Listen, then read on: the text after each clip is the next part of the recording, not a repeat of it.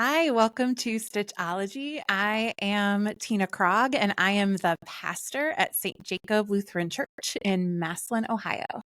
And I am Angel Jackson. And I am pastor at St. Jacob's Lutheran Church in North Canton, Ohio. This causes much confusion amongst our colleagues. Sometimes we get other people's mail, like each other's mail. Yeah, it's a real thing. Great. So we are so excited you're going to join us on this journey of what we call devotional crafting. And we thought it would be helpful to kind of set a framework of what we believe devotional crafting is. Yeah. So the sense of crafting as a way of connecting to God. And a part of that for me is about being co-creators, right? Like in the very beginning, in Genesis, God puts people in the garden to tend it. And so I have noticed that I feel more connected to God when I do something creative to really acknowledge that role of being a co-creator.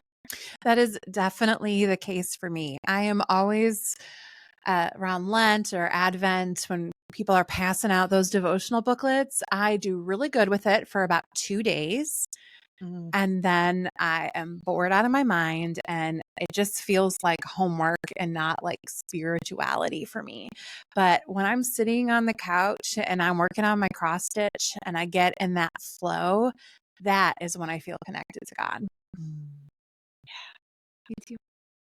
So, one of the things that I'm really passionate about is about thinking about crafting as legitimate art. I've kind of come a long way on this. For a long time, I thought my crafting hobbies was just something silly that I did. And I've come a long way in being able to see that crafting is legitimate art. So, you know me pretty well. Why would I have thought crafting wasn't legitimate? Was it? Yeah. Yeah. Well, I mean, I think sometimes, like we do make a distinction, right? Like the world makes a distinction sometimes Mhm. between what is craft and what is art, but I don't know that it's always super clear.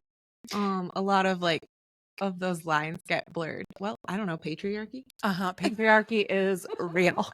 I mean, think about what we consider to be the crafts, right? The crafting professions are often needlework or seamstresses or blacksmiths, those sorts of things that have been delegated to groups that society would like to place them in a minority status.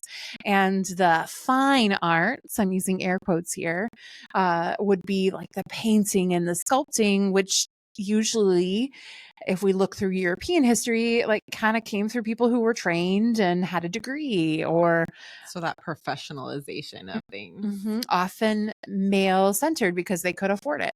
Yeah, for sure. Now, when we're talking about crafting, I mean, the things that kind of pop into my mind personally are like knitting Yeah. and crocheting. And that's partly because those are some of my crafts of choice. Sewing, or like I don't know, when I was little, it was like making little pot holders. Yeah. Right? Yeah.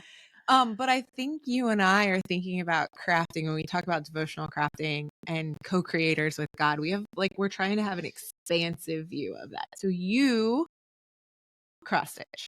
I do. Yeah. And the patterns that we will be offering freely throughout our podcast are designed by moi. So have a Love little that. grace. And I also do some embroidery. I'm starting to do some mixed media textile work now, which is kind of exciting.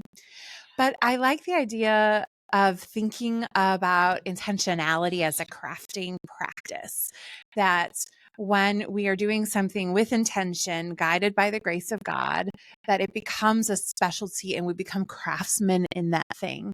So that can be anything. It can be our parenting can become a craft if we're doing that with intentionality.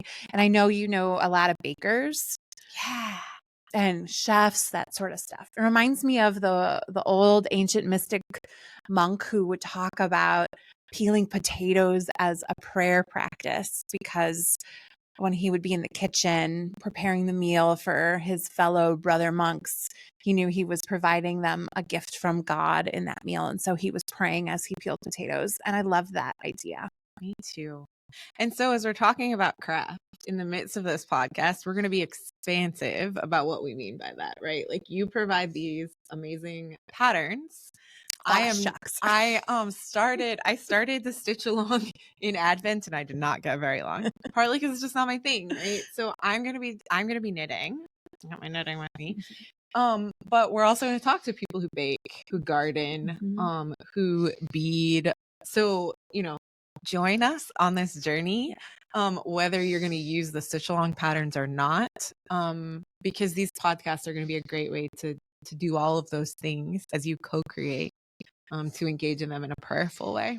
And no matter what craft form it is the right form. So even if it's just doodling in the margins of your planner, if that is what helps you create a space where you can hear and think about God that feels set apart from the world, then that is the right craft for you. Yeah, and we're going to talk to some guests who have very different ideas of what it looks like to craft. And so maybe along the way, that will help you to discern a craft that speaks to you and feeds your soul in the ways that we're hoping they will. And if you're a person who likes to design stuff, please get in touch with us because we would love to be able to suggest craft alternatives that are different to what we personally like to do. So keep us in mind. Just give us a little shout out and we'll be in touch. For sure. Our next season of the podcast is going to be Mother God, which is based and inspired on the children's picture book, Mother God, which is fantastic. We will give you more details about that. But really, we are going to be exploring the feminine images of God found throughout Scripture. Excellent. I can't wait. Yeah, it's going to be fun.